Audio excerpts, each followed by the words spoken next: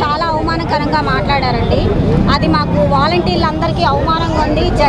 జగన్ గారి ప్రభుత్వం పెట్టిన వాలంటీర్ వ్యవస్థ అనేది చాలా గొప్పదండి. కానీ ఆయన నీచమైన మాటలు మాట్లాడారు. ఒక ఆడపిల్లగా నేను దీన్ని ఖండిస్తున్నానండి. ఆయన మాట్లాడిన మాట వెనక్కి తీసుకోవాలని మేము అందరం వాలంటీర్స్ అందరూ కోరుతున్నామండి. ఇంకొకసారి మీ ఇంట్లోనూ ఉన్నారు ఆడవాళ్ళు, మీ పక్కనే ఉన్నారు ఆడవాళ్ళు, మీరు ఆడవాళ్ళ గురించి అంత నీచంగా ఎలా మాట్లాడగలుగుతున్నారని నా ప్రశ్న. ఇలా ఇంకోసారి మాట్లాడొద్దండి. వాలంటీర్ వ్యవస్థ మొత్తాన్ని తప్పుడు ప్రచారం చేస్తున్నారు, తప్పుడు మాటలు మాట్లాడుతున్నారు. అది మాకు నచ్చలేదు. దీనికి మేము ఖండిస్తూ నిరసన తెలుపుతున్నామండి.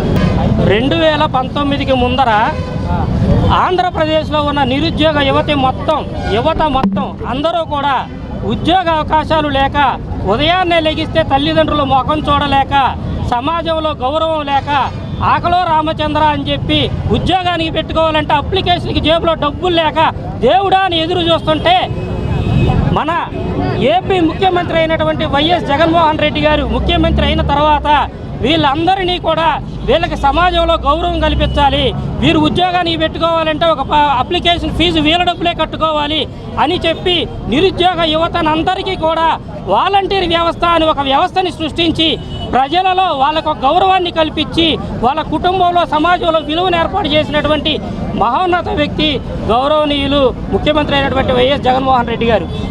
ఆయన తీసుకొచ్చిన ఈ వాలంటీర్ వ్యవస్థలో డిగ్రీలు చదివిన వాళ్ళు ఉన్నారు, పీజీలు చదివిన వాళ్ళు ఉన్నారు, బీటెక్ చేసిన వాళ్ళు ఉన్నారు, ఎంఏలు చేసిన వాళ్ళు, అంతమంది కూడా నెలకి 5,000 రూపాయలు తీసుకొని ఉదయాన్నే లెగిసి 5 గంటలైనా 4:30 అయినా ఉదయాన్నే అవ్వాతాతల ముఖంలో చిరునవ్వు చిందించేలాగా 5,000 రూపాయలు 7,750 రూపాయలు పెన్షన్ వాళ్ళకి ఇస్తూ వాళ్ళ ఇంట్లో ఇదివరకు ఒక అప్లికేషన్ క్యాస్ట్ సర్టిఫికేట్ కావాలంటే మన విజయవాడ తాలూకా ఆఫీస్ దగ్గర కానీ ఆంధ్రప్రదేశ్లో ఉన్న ఎంఆర్ఓ ఆఫీసుల చుట్టూ ఒక క్యాస్ట్ సర్టిఫికేట్ కోసం అప్లికేషన్ ఫారం తీసుకొని దాన్ని పూర్తి చేయడం చేతగాక దిక్కులు చూస్తూ ఉంటుంటే మరి ఈరోజు ఇంటి దగ్గరికే ఒక వాలంటీర్ వచ్చి అప్లికేషన్ ఫారం తీసుకొచ్చి కాగితాన్ని నింపి జిరాక్సులు తీసుకొని సచివాలయంలో ఇచ్చి caste certificate, income certificate, marriage certificate, birth certificate ఇలా అన్ని సర్టిఫికేట్లు తీసుకొని ఇంటి దగ్గరే ఇస్తూ వికలాంగులకి పెన్షన్ కావాలన్నా, అవ్వాతాతలకి పెన్షన్ కావాలన్నా ఇంటి దగ్గరే పెన్షన్కి అప్లై చేసి మీకు ఇస్తూ ప్రతి ఒక్క పథకాన్ని జగన్మోహన్ రెడ్డి గారు అక్కడితో ఆగలేదు, పథకాలు పెట్టారు. పేద ప్రజలు ఆకలి తీరుస్తున్నారు. అమ్మఒడి అన్నారు, చేయూత అన్నారు, ఆసరా అన్నారు, ఇక అనేక జలయజ్ఞం ఇలాంటి అనేక పథకాలని, రైతు భరోసా ఇలాంటి అనేక పథకాలను ఇళ్ళగా తీసుకొచ్చి వాలంటీర్ వ్యవస్థ అందజేస్తుందండి. పథకాలు పెడుతుంది ముఖ్యమంత్రి గారు. అయితే దాన్ని అవలంబించేలా ఆచరణలో పెట్టి ఎటువంటి లంచాలకు తావు లేకుండా ఇళ్ళ దగ్గరికే తీసుకొచ్చేస్తున్న వాళ్ళు వాలంటీర్లు. అందులో ఆడబిడ్డలు ఉన్నారు, అన్న తమ్ములు ఉన్నారు. వీళ్ళందరూ ఎటువంటి ప్రయోజనాలు చూసుకోకుండా ప్రజలకి మంచి చేస్తూ ఉంటే నువ్వు మాత్రం పిచ్చి కోతలకు వస్తూ ఉన్నావు.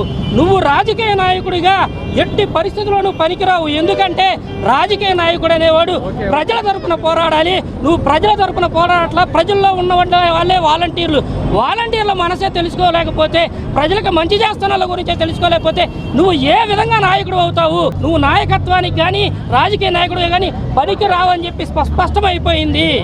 ఇప్పుడు ఏ విధంగా నువ్వు రాజకీయ నాయకుడు అని చెప్పి ప్రూవ్ చేసుకుంటావు? నీ వల్ల కాదు.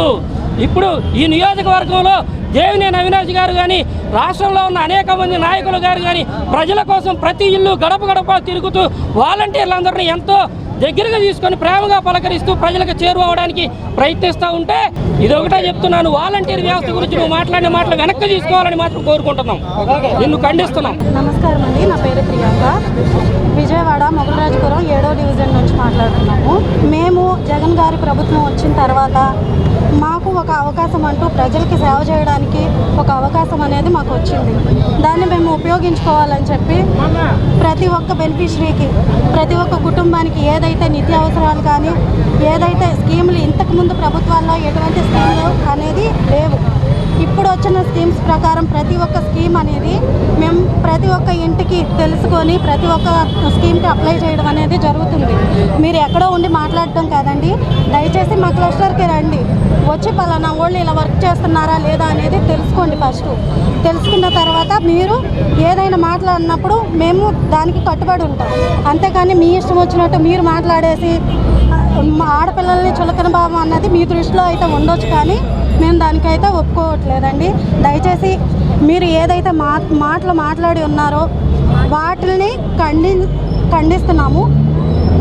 దయచేసి ఈ మాట మాటలన్నీ అసలు మళ్ళీ మీరు రిపీట్ చేయకండి.